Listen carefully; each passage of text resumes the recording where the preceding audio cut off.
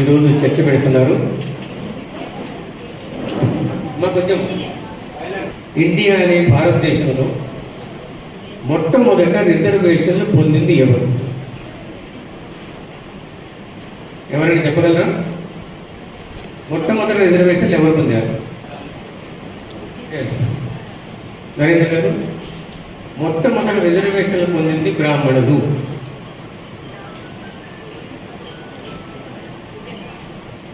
రిజర్వేషన్లు అంటే ఎక్కడ ఆదాయం ఉంటుందో, ఎక్కడ కాళ్ళు మొక్కించుకోవచ్చో, ఎక్కడ మోసం చేయవచ్చో, జనాలంతా కూడా తప్పుదారి పట్టించవచ్చో ఆ రిజర్వేషన్లు పొందింది బ్రాహ్మణులు.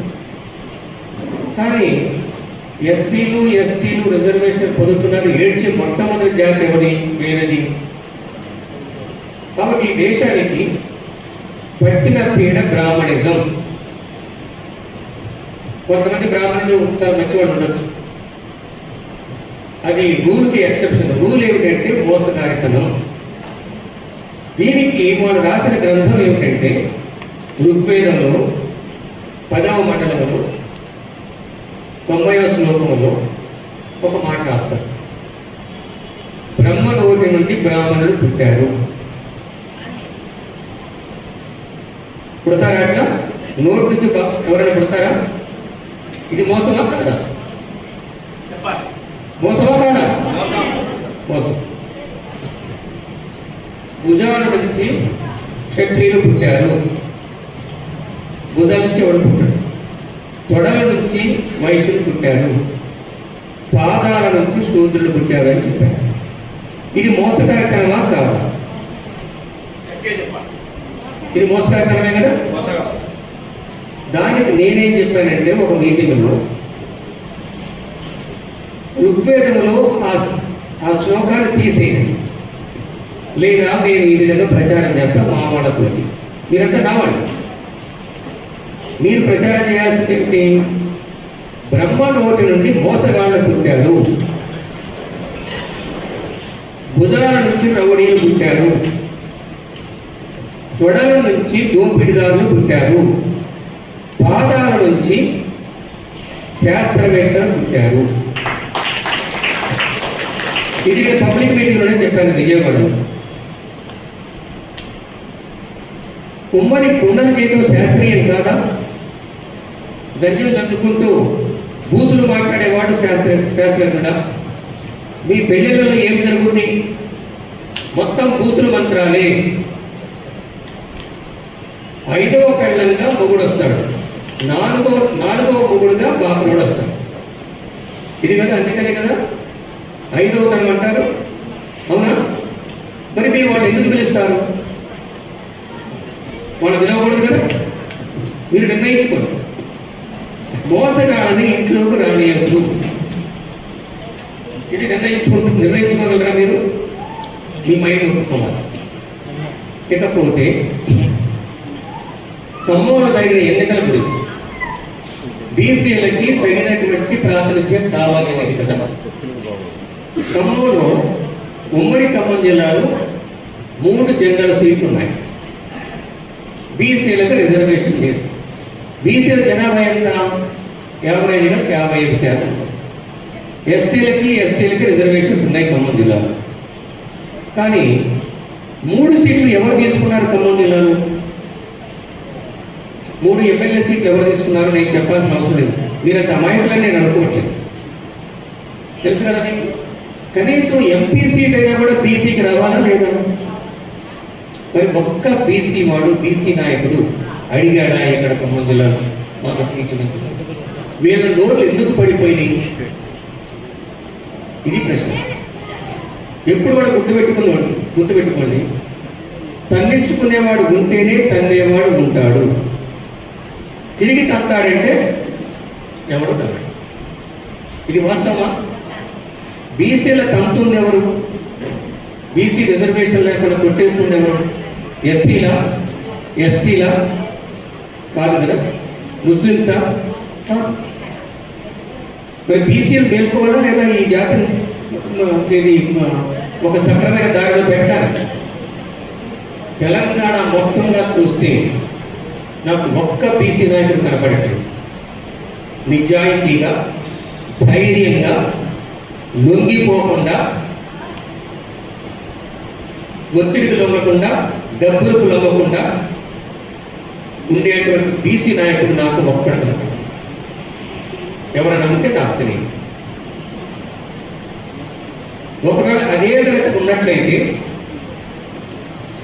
వాస్తవంగా తెలంగాణ ఏర్పడ్డ వెంటనే బీసీ నాయకుడు ఇక్కడ ముఖ్యమంత్రి కావాల్సింది లేదు. ఇంకొక కనీసం 25 సంవత్సరాల తర్వాత అయినా కూడా అవుతారా? అయ్యే అవకాశం ఉందా? కుల సంఘాలు పెట్టారు,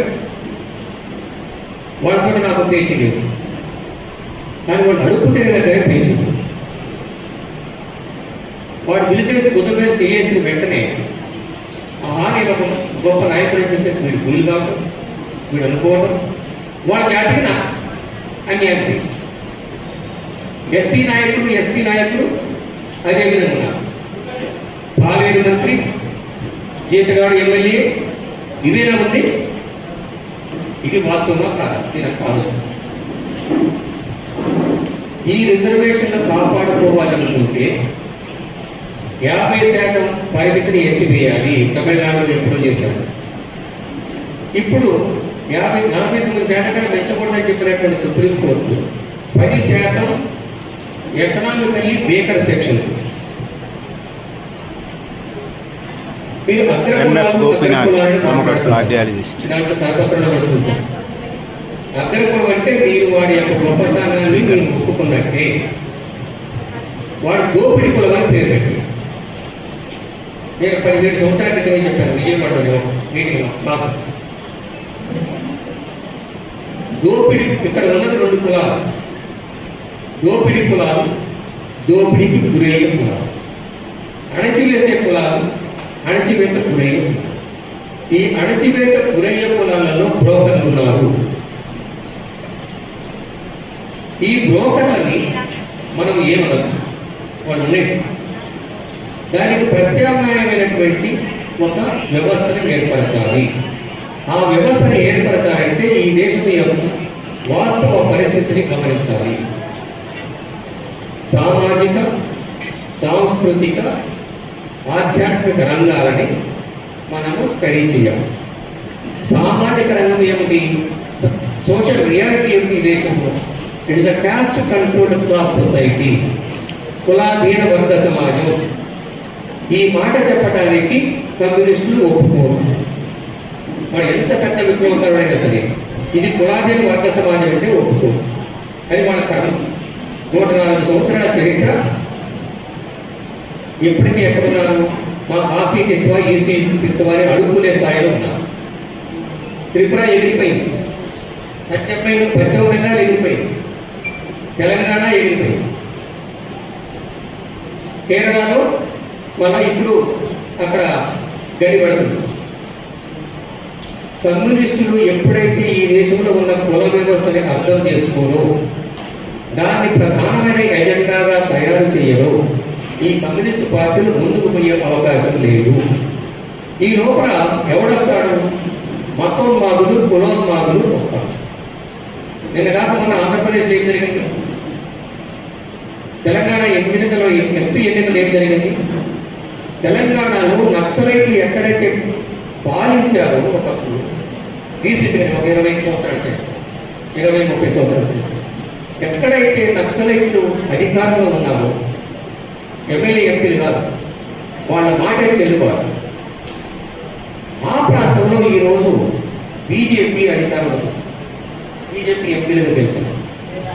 పశ్చిమ బెంగాల్లో ఎన్నికల్లో ఎంపీలు గెలిచారు. త్రిపురలో బీజేపీ వాళ్ళు గెలిచారు. ఎక్కడ పోతున్నాము? ఇక 68 సంవత్సరాల అంబేద్కర్ ఉద్యమం చూస్తే ఒక్కొక్కడు జాతీయ నాయకుడు, జాతీయ అధ్యక్షుడు, జాతీయ కార్యదర్శి, అంబేద్కర్ సంఘాలను. ఏమైతుంది దేశానికి? నిజాయితీ లేకుండా పోతుంది నాయకత్వంలో. ఈ నీతి నిజాయితీ లేనటువంటి నాయకుల వల్లనే మనకి కర్మ పెట్టింది నేను చెప్పదలుచుకున్నాను. ఇది ఎవరైనా అప్లై చేసుకుంది. ధైర్యం, సాహసం, చావటానికి సిద్ధమైన వాడే ఈ కార్యక్రమాన్ని తీసుకున్నారు. లేకపోతే వాళ్ళ బతుకులు వాళ్ళు బతుకుతారు. వదిలేయండి, అనవసరంగా మీ చుట్టూ తిప్పుకోండి.